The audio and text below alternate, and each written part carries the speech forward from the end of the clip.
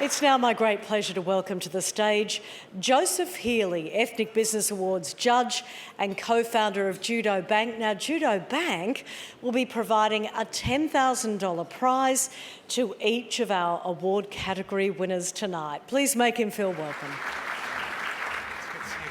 It's so lovely to see you again. Yes, I know. Welcome to the team, back to the team. It's great to have you on board. We've met on this stage many times before, but it's been some time since we've interviewed you. What's happened over the past 6 to 7 years? I hear you built a bank. Well, yeah, a lot has happened.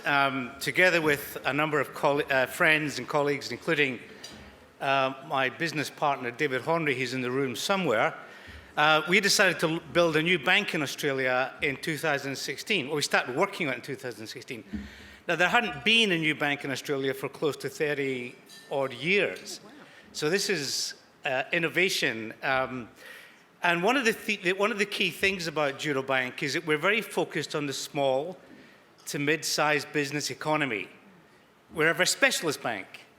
And one of the things that thrills me about being here this evening, not just because of my long-standing friendship with Joseph and Angela and the Ethnic Business Awards, is that Judo is very much built on a philosophy of the migrant mindset.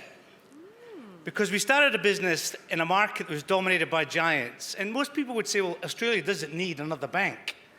But we felt strongly that small to mid-sized businesses had been taken for granted by the banking system. And there was a need to build something that serviced that the important part of the economy. But to do that, we had to adopt a migrant mindset.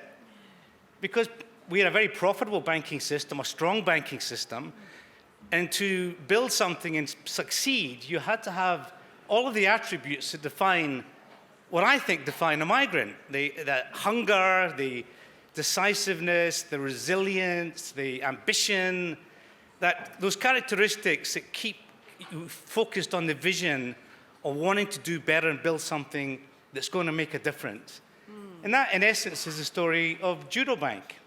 Oh, I love it. It's fascinating. I can imagine the path to building a bank is not an easy and straightforward one, right? What is different about Judo Bank? And you've touched on that, but what are some of the challenges you faced as well?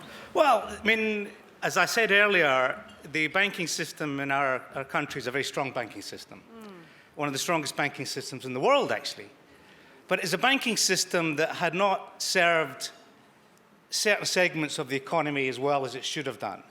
It had taken that segment of the economy, the small to mid-sized business segment, for granted. And we felt passionately that there was a need to go back to the fundamentals of providing a service, a human connection with bankers that understand what small and mid-sized businesses are trying to achieve, that focus on the aspirations of those businesses, the vision of taking a small acorn and building a big tree. The things that people in this room have all done so successfully, from small acorns, big trees grow. And we thought about Judo, and we thought about building something that was going to be very special, very unique. And whilst most people I'm guessing here, but I think I could be confident in saying so, that most people in this room would not have heard of Judo Bank until this evening. But I am confident that Judo Bank is going to become your yellow Volvo. You know when someone points out a yellow Volvo to you? Oh, yeah. You think, I've never seen one of those before. And then you start seeing them everywhere over time. And that's my aspiration for our company when it comes to the small to mid-sized business economy, and in particular, the ethnic and migrant business community. Now, there's another acorn that's grown into a tree. You co-authored a book entitled Black Belt, a masterclass for startups and entrepreneurs. What motivated you to write this book? And I hear there's a chapter called The Migrant Mindset. There is a chapter called The Migrant Mindset. Well, it was David and I sat down, going back to the beginning, which was a Friday evening catch up for a beer at the Greengate Hotel in North Sydney, because we both lived in Killara at the time. And we started thinking about what was missing in the Australian banking system. We'd both been veterans of the system. But as we started building the bank, and banking is a complex business. It's not, in terms of regulation and capital, But in that journey from drinks at the Green Gate Hotel on a Friday night to building a bank that now employs over 600 people and has lent $10 billion to small to mid-sized businesses in 18 locations across the country, there were lots of lessons, you know, and we weren't spring chickens, by the way. It was one of the, it was one of the lessons that when we were in London speaking to this investor, and he said, look, the chances of failure are 95%. You know, startups fail, and banks, the history of startup banks is not a good one. So, you know, you've got lots of experience, you've thought it through really well, but, and please don't take this the wrong way, you're no spring chicken.